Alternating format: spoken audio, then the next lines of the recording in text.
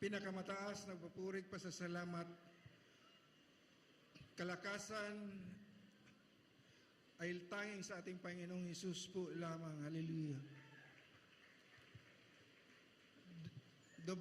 Dobling paggalang sa ating beloved Evangelist Will Estrada Almeida at sa kanyang beloved wife, Assistant Pastor Lina C. Almeida, at sa ating mga kanyang beloved children.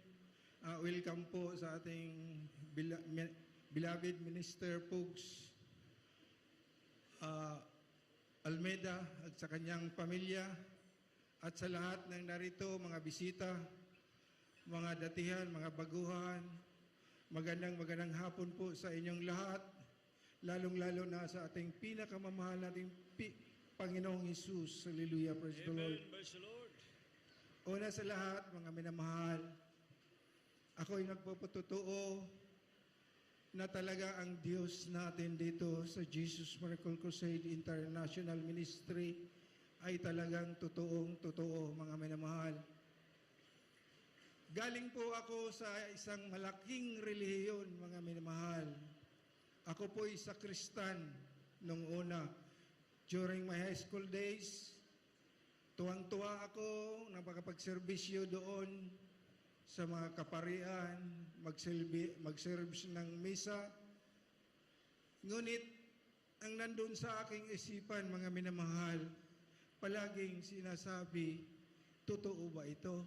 O nandito ba ang Diyos? Kaya nga, mga minamahal, nag-serve nga ako ng mga ganong bagay, ngunit nandun ang mga lahat ng mga bisyo ko po, mga minamahal, pagsusugal, minsan during my school days, naninigarilyo ako, ngunit ako'y hinika, kaya kagad tiniligil ko. Ngunit ang pag-iinom, mga minamahal, talagang nandyan, talagang umagahan na pag-iinom, ganun na. During my school days, hanggang nag-college ako, patuloy ng mga ganong bagay sa aking kalooban, mga minamahal, talagang ang bisyo ko ay patuloy, pati na po pagsusugal at babae, mga minamahal. Napakabuti na ating Panginoon, mga minamahal. Dahil minsan po, nawalan ako ng trabaho dahil po ang kumpanya namin ay talagang tinanggal ang kumpanya dahil hindi naman sa kanila talaga yon, hiniram lang. Ngunit malaking kumpanya yan dito sa Cebu. Isa ako sa malalaking tao doon. Ako po'y project manager, ngunit po, mga minamahal, kahit malaki ang sahod, wala pa rin akong naipon, mga minamahal. Ubus lahat sa aking mga kahilayan. Mula noon, mga minamahal, year 1994, nawalan ako ng trabaho. At sa aking panaginip, mga minamahal, wala na akong trabaho, wala kaming makain, pang-umagahan, pang-tanghali. Siniguro lang po namin yung mga bata, mga minamahal, para makapagkain, dahil talagang hirap na hirap kami sa pinansyal. Isang gabi, mga minamahal, ay talagang ako po'y nanaginip na talagang ang panaginip parang totoo, mga minamahal. Nakita ko po ang Panginoon sa liwanag na liwanag, mga minamahal. Hindi kaya sa aking mga mata tingnan, mga minamahal. Pero nakita ko na yan, nabasa ko na yan sa Biblia, nga ang Diyos yan, ang nasa loob na yan. Kaya, mga minamahal, sinabi ko sarili ko, Lord, patawarin mo po ako sa aking kasalanan at alam kong ikaw yan. Matagal na kitang hinanap kung saan kita hanapin, kung saan grupo ka mang nandoon. Kaya mga minamahal, sabi niya, nandito lang ako sa malapit sa inyo. Magsisi ka sa iyong mga kasalanan at magpabautismo. Kaya nga mga minamahal, kinaubagan, bangat ang aking pag-iiyak mga minamahal ay talagang hindi ko makaya. Palaging nag-iiyak kahit sa aking panaginip hanggang ako'y nagising. Sabi ko sa aking beloved wife, mag-pray tayo.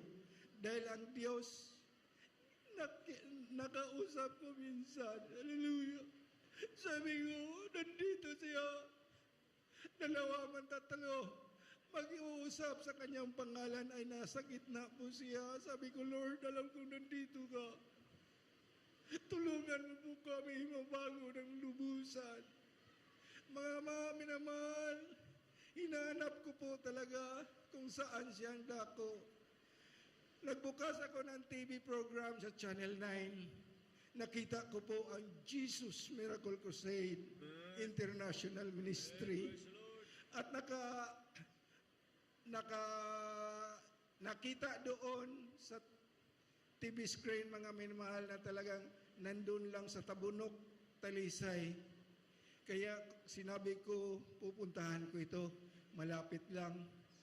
Sa papanood ko sa TV mga minamahal, nakita ko po si Brother Arnil na yung nahulog, basag yung ulo at patay, ngunit binuhay natin pinakamamahal natin Panginoong Hesus sa pangunguna pag-ampo sa ating beloved Pastor Will Estrada Almeida. Nilihans lang po at binuhay. Hallelujah. Mula noon, mga minamahal, hanggang ngayon, mga minamahal, talagang totoo ang Diyos dito. Kami buong pamilya ay narito po sa Jesus Miracle Crusade. Tinanggal lahat ng mga bisyo, tinanggal lahat ng mga kahilayan, at namang bagay minsan ay talagang ang mga kalibutan ng bagay ay papasok, ngunit ang Diyos ay magpapaalala sa iyo. Talagang totoo ang Diyos natin. Siya lamang ang nakakilala sa ating puso. Hallelujah, bawat isa natin. Mula noon mga minamahal, ako po'y palaging pumapasok. Kami buong pamilya, maliliit pa yung aking mga anak. Kahit wala pong pera, mga minamahal, pumupunta ako, naglalakad, malayo po, mga 5 kilometro yung nilalakad ko, ngunit patuloy rin akong naninimbahan, Miyerkules, Biyernes, Sabado, hanggang lahat ng mga pagsubok, mga trials ay nadanas namin, mga minamahal. Ngunit mga minamahal, talagang totoo ang mga sinasabi ng ating beloved pastor at sa ating mga preachers na talagang ang ikapulot halad talagang totoo. Kaya nga mga minamahal, nagbibigay lahat ng mga nandito sa akin. Minsan po ay binibigay ko po ang 100%, ngunit po nasa aking puso, mga minamahal, talagang ang pagbibigay ang nangunguna palagi, mga minamahal. Nagkaroon kami ng sasakyan. Binigay namin sa Panginoon. Binigay yung isa, binigyan din kami ng 2. Binigay ko na naman ng isa, binigyan na naman. Ang daming binigay sa Panginoon sa amin. Noong una, wala kami, mga minamahal. Walang-wala talaga, kahit lupa, kahit bahay, walang-wala. Ngunit ngayon, talagang siksik-ling-ling ang pananalangin ng Panginoon. Hallelujah! Hindi natin kaya kung ganito sa aming sarili lamang, ngunit ang Panginoon ang nagbigay nito sa amin. Hallelujah! Dito ko rin nakita ang lahat ng mga milagro sa ating gawain na ito. Nakikita ko lahat ang mga milagro, ang buta nakakita, ang mga bedridden nakakalakad, lahat ng mga may sakit ay talagang pinagaling ng ating pinakamamahal na Panginoon. Hallelujah! Minsan mga minamahal, kasagsagan ng pandemic, ako po ay kasakit, mga minamahal, sa pandemic. Nagkaroon ako ng masakit, malubhang sakit, mga minamahal. Talagang kala ko ikamatay ko na po, mga minamahal. Sabi ko, Lord, kung hanggang dito naman lang po ako, kung hindi mo na ako gamitin, wala akong atubili, Lord. Dahil to live is Christ, to die is gain. Kaya nga ang inisip ko, kung Panginoon, patawarin mo po ako sa aking mga kasalanan. Talagang hirap na hirap mo ako, mga minamahal. Paglalakad ko lang ng 3 stairs, mga minamahal, parang mamamatay na po ako.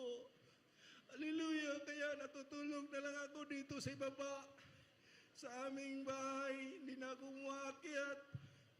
Ngunit sabi ko sarili ko, kung COVID ito, ang aking beloved wife at ang mga apo, kasama ko pa rin silang natutulog. Hindi naman sila nagkakaroon ng COVID. Sabi ko sa sarili ko, baka may ipahiwating ang Panginoon sa akin. Kaya mga minamahal, sabi ko, Lord, kung ano mang gusto mo para sa akin, sabihin mo sa akin, Lord. Mga minamahal, in-inject ka agad sa aking isipan. Mag-choir ka. Hallelujah! Dahil po, mga minamahal, matagal na po akong sinasabi ang mag-choir, pero ayoko. Dahil hindi naman ako singer, hindi naman ako magaling kumanta. Ngunit ang Panginoon ang nakakaalam sa lahat. Kaya mga minamahal, sabi ko sarili ko, mag-choir po ako, Lord. Mag-choir ako. Sa 1 buwan kalahati na nagkasakit ako, minamahal. Nung sinabi ko sa gabihan na yun na mag-choir ako, kinabukasan po, pinagaling ako ng tulad natin, pinakamahal natin Panginoon. Tunay siya at totoo. Kaya nga mga minamahal, mga datian, mga baguhan, mga may sakit nga naririto, na pinuntahan ninyo ito dahil ang Diyos namin dito ay totoo. Totoo, totoo, totoo. Napakabuti ng aming Diyos dito. Hallelujah. Lahat ng kapurihan, pasasalamat ay tanging sa Panginoong Hesus po lamang. Gaviso, beloved Brother Stephen Campos, the living testimony. And I give the all opportunity, beloved Sister Rin Divisa, to give the living